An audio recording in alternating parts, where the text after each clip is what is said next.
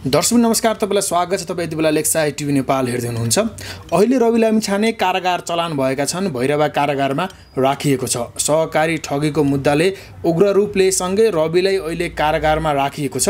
यही विषयमा रहेर कुराकानी गर्नेछौँ र आज हामीले रवि लामिछानेको जन्मकुण्डली कस्तो छ र उनको भविष्य अब कस्तो छ, के हुन्छ त रवि लामिछानेको केस अथवा उनको विषयको मुद्दा भन्ने विषयमा रहेर हामी ज्योतिषसँग कुराकानी गर्न लागिरहेका छौँ। हामीसँग हुनुहुन्छ एकदमै पर्खर र चर्चित र एकदमै एक्सपिरियन्सले भरिपूर्ण ज्योतिष सोम नेपालजी। सुरुमा उहाँलाई स्वागत गर्न चाहन्छु र विषयवस्तुतर्फ अगाडि बढ्न चाहन्छु।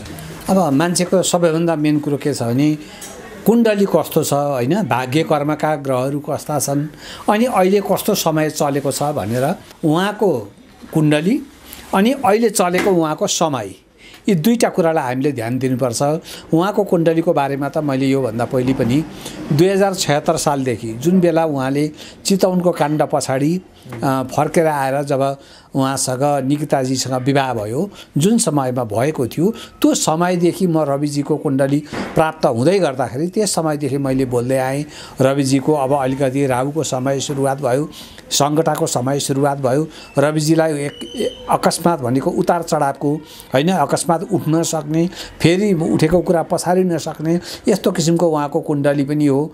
र समय भनेको अहिले एकदम प्रतिकूल समय छ भनेर बारम्बार बोल्दै आएको। उहाँको कुण्डली कस्तो छ त भन्दा कन्या लग्न, लग्नमा बुध उच्च छन्। बुध उच्च भएको व्यक्तिले सञ्चार क्षेत्र नछोड्नु राम्रो हो। उहाँ सञ्चार क्षेत्रबाटै आउनु भएको व्यक्ति पनि हो।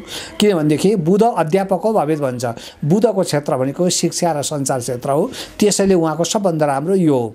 अब त्यसपछि उहाँको तृतीय भावमा जुन राहु रहेको छ, मङ्गलका घरमा राहु रहेको छ, त्यो चाहिँ कहिले राहुले चाहिँ पराक्रमी बनाउँछ, पुरुषार्थी बनाउँछ, निडर बनाउँछ, हिम्मतवाला बनाउँछ।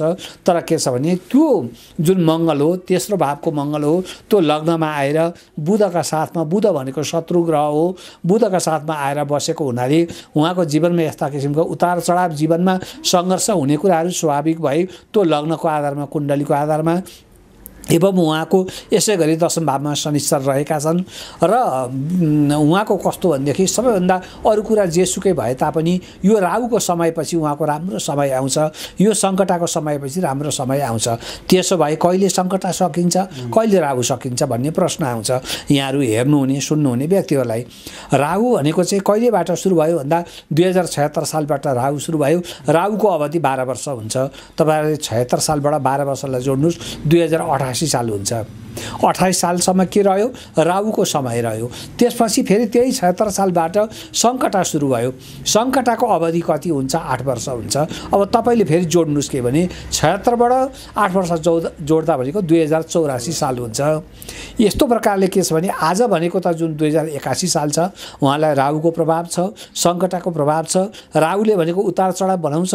राहुको काम भनेको अकस्मात आकाशमा उठाउने, आकाशसरी माथि पुर्याउने पनि हो। र त्यसपछि माथिबाट जसरी प्लेन अकस्मात तल जमिनमा झर्दछ त्यसै गरी झर्न सक्ने पनि यो राहु ग्रहको स्वभाव हो। यो मैले धेरैचोटि भनेको पनि छु।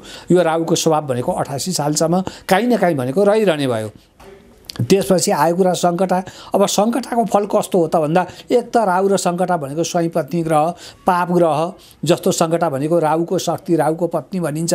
अनि यो अशुभ ग्रह। अब सङ्कटाले भनेको विशेष गरेर व्यक्तिलाई जीवनमा सङ्कट ल्याइरहने हैन, अनेकौँ किसिमका सङ्कट आइरहने। कस्ता सङ्कट भन्दाखेरि जननाम विवादम, जनजनमा विवाद हुन्छ। कस्तो विवाद छ त भन्दा रविजी ठिक, रविजी बेठिक, यही विवाद आज देशभरि, देश र बाहिर देशमा समेत गरेर रविको मात्र चर्चा छ।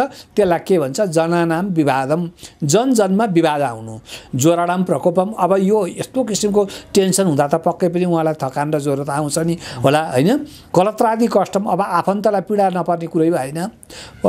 पशुनाम विनाशम, गृह स्वल्पवासम, घरको बास थोरै हुन्छ। प्रवासापि भनेको बाहिर बाहिर बढी समय दिनुपर्छ, हिँड्नुपर्छ।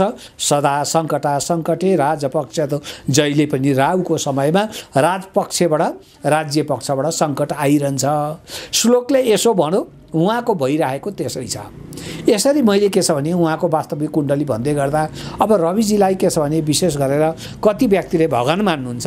अब राम्रै कुरा कुण्डलीको कुरा राम्रै भन्दै गर्दा पनि फेरि उहाँका जुन समर्थक छन् कतिसम्म अन्धभक्त भएछन् भने राम्रै कुरालाई पनि मन परि कमेन्ट गरिदिने हुन्छन् है, जसलाई पनि नराम्रो भनिदिने हुन्छन्। यस्तो गर्दै गर्दा के भने रविजीलाई माया गर्ने तपाईँहरूले नराम्रो कमेन्ट गरेर रविको पार्टीलाई नसक्नुहोस्। किनभनेदेखि यो प्रजातन्त्र हो, राम्रो नराम्रो व्यक्तिले बोल्छ। हामी त ज्योतिषी हौँ, हामीले त नराम्रो किन बोल्नु छ र हामीले भनेको त विशेष गरेर उहाँको कुण्डली, उहाँको समय, उहाँका ग्रह यस्ता छन् भनेर हामी पो भन्छौँ त। तर मैले पनि बोलेका कुरामा ज्योतिषीय पाठमा राम्रै गरी बोलेका कुरा पनि यता कता कोही कोही व्यक्ति भनेका कस्तो आक्रोश भएर बसेका हुँदो रहेछन् कि मनपरी कमेन्ट गर्ने हुन्छन्। यो अचम्म लाग्छ। यो प्रजातन्त्र हेर्नुहोस्, सबैको विरोध हुन्छ, त विरोध हुँदा पनि सबै विरोध हुनुपर्छ हैन, सिस्टममा विरोध हुनुपर्छ।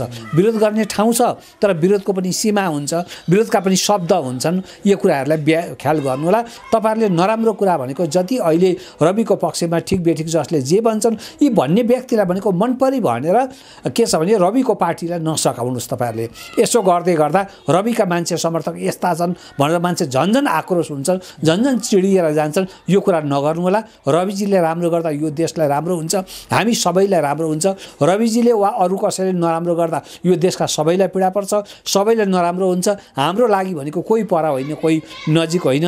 त्यसकारणले गर्दाखेरि हामीले बोल्ने कुरा भनेको के भने विशेष गरेर ज्योतिषीय पाटोबाट बोल्दछौँ र उहाँको समय जुन चलिरहेको छ किन यस्ता किसिमका काण्ड आए त भन्दाखेरि उहाँका समस्या त पहिले पनि हुँदै गरेका हुन्, तर पहिलेका भनेका त्यति ठुलो चर्चामा थिएनन्। 2076 सालभन्दा अगाडिका जुन काण्डहरू भए जे जसो भए, उहाँका चाहे विदेश गएका कुरा हुन् होइन, विदेशमा जे जसो भए त्यसपछि नेपालमा आए तापनि जब यो 76 सालबाट पछिका जुन समय छन् यी काण्डहरू छन्, यी चाहिँ सबैभन्दा बढी चर्चित भएर बढी विवादित भए। अब उहाँले पनि के छ भने तपाईँ हामी कसैले ठाउँ छोड्नु हुँदैन। जस्तै रविजीको दुईवटा नागरिकता छ भन्दा कानुनी रूपमा उहाँ त्यत्रो बुझेको मान्छे दुईवटा नागरिकताको कुरा किन गरिरहनु होइन, त्यो बाटो पनि त उहाँले क्लियर गरिदिनुपर्छ। अनि दुईवटा राजधानीको कुरा पनि क्लियर गरिदिनु पर्दछ। अनि यो जुन अहिलेका केसहरू छन् यो केसको कारणले गर्दा उहाँले अलिकति आक्रामक भाषण गरिदिनु भयो। किनभने यिनीहरूलाई भनेको टुडी खेलमा घुमी उडेर नाकको ढाडी भाँच्छौँ आदि आदि जस्ता शब्दहरू राजनीतिमा आउने मान्छे साह्रै संयम हुनुपर्छ, साह्रै शान्त हुनुपर्छ। के बोल्ने के नबोल्ने काम गरेर देखाउनुपर्छ, बढी बोल्नु हुँदैन। किनभने त्यो एउटा हतियार हो, धारिलो हतियार पनि छिटो टुट्छ भन्ने एउटा हाम्रो उखान छ नि। त्यस कारणले गर्दाखेरि राजनीतिमा आउने मान्छे भनेको सबैको प्यारो मान्छे भन्न सक्नुपर्छ, एकदम सफा मान्छे भन्न सक्नुपर्दछ। र के छ भनेदेखि त्यस्तो व्यक्तिले आफ्नो अगाडि पछाडिका गल्ती कमजोरी के छन् त्यस्ता कुरा पनि सफा गर्नुपर्छ। जस्तै तपाईँ राजनीतिमा आउनुभयो, चाहे म आएँ भने पनि मेरा जीवनीमा राम्रो नराम्रो कुरा त मान्छेले हेर्नुहोस् खोज्छ होइन। अब ऊ एउटा चर्चामा आएको व्यक्ति, उप प्रधानमन्त्री गृहमन्त्री भएको व्यक्तिको पछाडि के छ उहाँको पृष्ठभूमि भन्ने कुरा त खोजिहाल्छ संसारले। अहिले त फेरि संसारको जगत छ, यो कुरा स्वतः थाहा हुने भइहाल्यो। जेसुकै होस् रविजीले आफ्ना अगाडिका फोहोर बाटाहरू उहाँले आफैले सफा गर्नुपर्छ, अर्कालाई भन्ने बाटो दिनु हुँदैन। उहाँ सबैको प्यारो हुन सक्नुपर्दछ। किन गृहमन्त्री हुनुभयो, भोलि भविष्यमा प्रधानमन्त्री भएर यो देशलाई सिङ्गापुर बनाइदिनु भयो भने होइन, त्यसपछि भनेको कतार जस्तो विकसित मुलुक बनाइदिनु भयो भने त्यो फल भनेको त नेपाली जनता हामी सबैलाई हुने हो नि। त्यस कारणले गर्दा कसैको विरोधी कोही पनि छैन।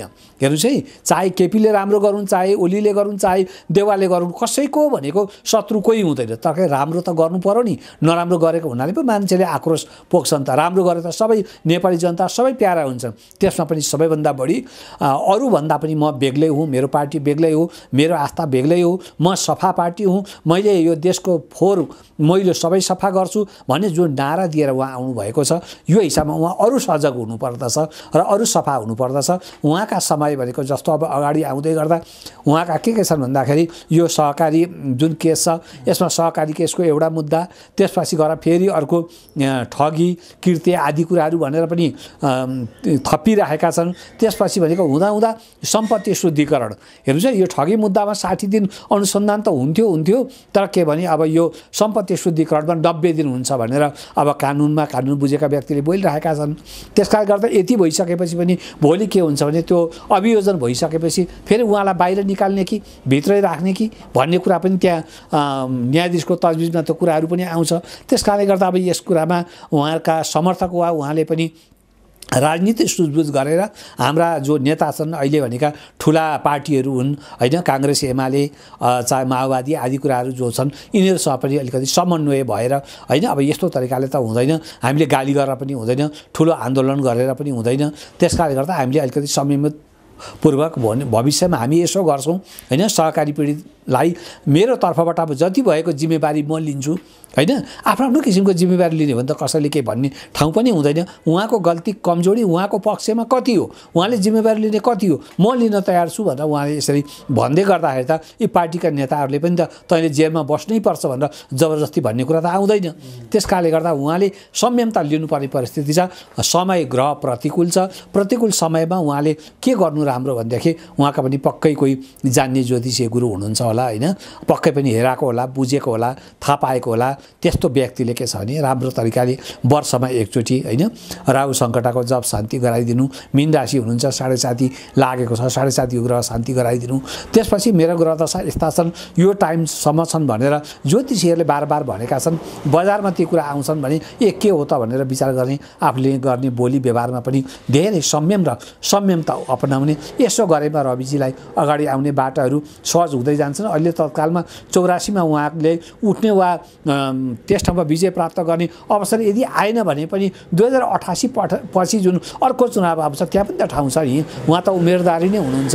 अहिले के भने 80-85 वर्षका व्यक्ति त प्रधानमन्त्रीमा उठेका छन्, राष्ट्रपतिमा उठेका छन् भने उहाँ त लगभग भनेको 46-47 वर्षको मान्छे होइन। फेरि पनि त यो चुनाव नभए अर्को चुनाव आउँछ, तर यो समयसम्ममा उहाँले आफ्नो बाटो, आफ्नो राजनीति, आफ्ना जे कुरा छन् यी सबै ठुला पार्टीहरूसँग पनि समन्वय गरेर जनताको पनि विश्वास लिएर पार्टीहरूलाई पनि यो ठिक छन्, यी पनि एउटा नयाँ भरोसाका साथ आएका हुन् भनेर सबैले के भन्छ मान्ने किसिमको उहाँले गर्नुपर्छ र आफ्नो स्वस्ति शान्ति आफ्ना ग्रहको पनि गराउने र त्यसपछि व्यावहारिक रूपमा राजनीतिक रूपमा जनताको समन्वयमा जनतालाई माया गर्ने कुरामा विश्वास गर्ने कुरामा उहाँले अगाडि एकदम संयमतापूर्वक पाइला चाली अगाडि बढ्नु पर्दछ।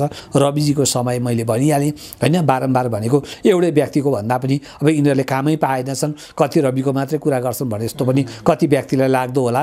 के छ भनेदेखि विशेष गरेर समय किन यस्तो हुन्छ त भनेर भन्दाखेरि योभन्दा पहिले पनि मैले बोलिरहेथेँ, केही व्यक्तिले के कमेन्ट गर्नुभएछ भने रविको यस्तो र उस्तो ग्रह दशा भन्छौ, रवि भनेको गृहमन्त्रीबाट उप प्रधानमन्त्री भइसके, भोलि प्रधानमन्त्री हुनेवाला छन्, यो ज्योतिषीहरूले बोलेको कुरा पनि केही न केही भन्ने कति व्यक्तिले भरे पछाडि त आखिर गृहमन्त्रीबाट पनि झर्नु पर्यो है, उप प्रधानमन्त्रीबाट पनि झर्नु पर्यो, एकैचोटि नागरिकता विहीन हुनु पर्यो, सांसद पद रहेन, सभापति पद रहेन।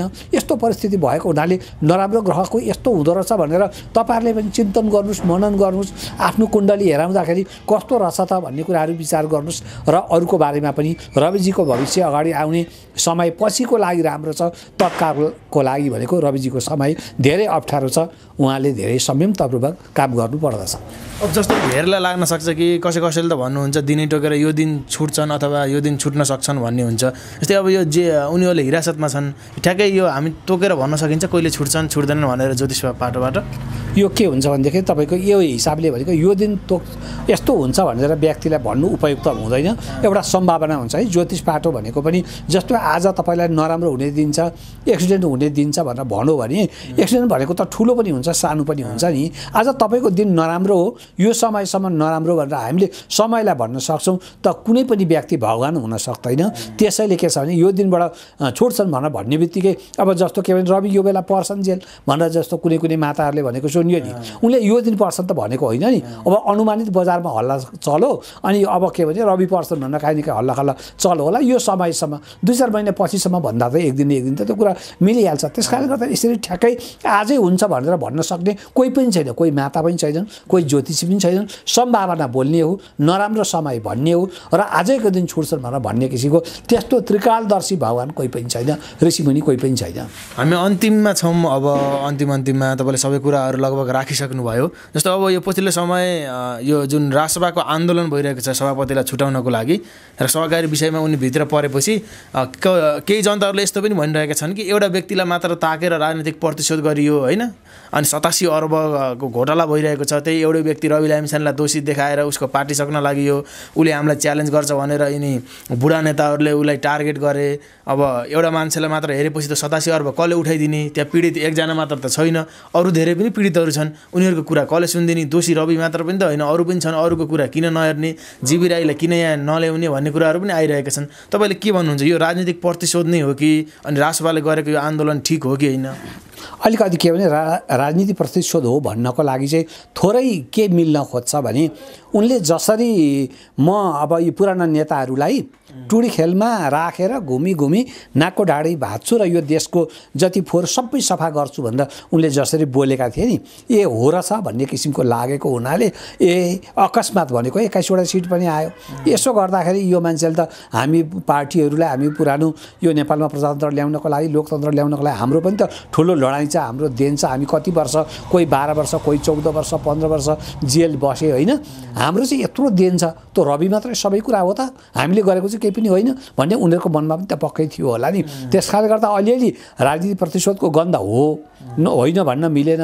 तर अलिकति रविजीको आक्रामकताको हिसाबमा चाहिँ ती व्यक्ति त्यसो भए, यी पार्टीहरू त्यसो भए, यसो भएको त्यसो गर्दै गर्दा के छ भने रविजीलाई जस्तो छविलाई पक्रिँदाखेरि एउटा आवाज केही पनि नउठ्ने होइन, पक्रियो ठिकै भयो।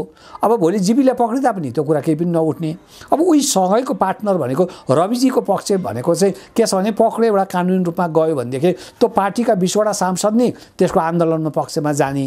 अब यो आन्दोलनमा गएर पनि पार लाग्दैन हेर्नुहोस् है, किनभने यो आन्दोलनमा गएर आन्दोलनमा जस्ता किसिमका नारा लाए पनि, जति उदण्डता दिए पनि कानुनमा भनेको अदालतमा गएको केस त्यसै होइन। अब न्यायाधीश डराएर म त भागेँ यहाँबाट, रविलाई छोडिदिएँ भनेर त भन्दैन। त्यस कारणले गर्दा यस्तो के भने यो दबाब दिएर चाहिँ रविलाई छुटाउँछु भन्ने सम्भावना एकदम कम हुन्छ। यो चाहिँ हुँदैन। बरु यसमा के छ भने अलिकति राजनीतिक पार्टीहरूसँग सुझबुझ गरेर होइन, पार्टीका कोही अरू साथीहरूलाई लगाएर भनेर ठिक छ हाम्रो तर्फको गल्ती हामी स्वीकार्छौँ, अब अरू पनि यसै गरी कारबाही होस्, अरूलाई पनि गरेको हामी हेर्न चाहन्छौँ, अरूलाई गर्नुपर्छ, हाम्रोलाई मात्र गरौँ भने तपाईँले गरेको प्रतिशोधै हो। यदि अरूलाई गर्नुहुन्न भने अरूलाई पनि गर्नुहुन्छ भने चाहिँ अब हामीले भनेको रविको लागि मात्र अब अरू पक्रिँदा चाहिँ कुराकानी केही पनि नआउने, रविको मात्र गर्दा चाहिँ सबै पार्टीका 20वटा सांसद नै आन्दोलनमा जानुपर्ने, नारा लाग्नुपर्ने। यसो गर्दै गर्दा के छ भने यो अदालतमा गएको कुरा यदि राजनीतिमा मात्रै हुन्थ्यो भने चाहिँ यो कुरा अलिकति के हुन्थ्यो भने दबाब हुन्थ्यो। दबाबले भनेको रविजीलाई अलिकति केही न केही बल पुग्थ्यो।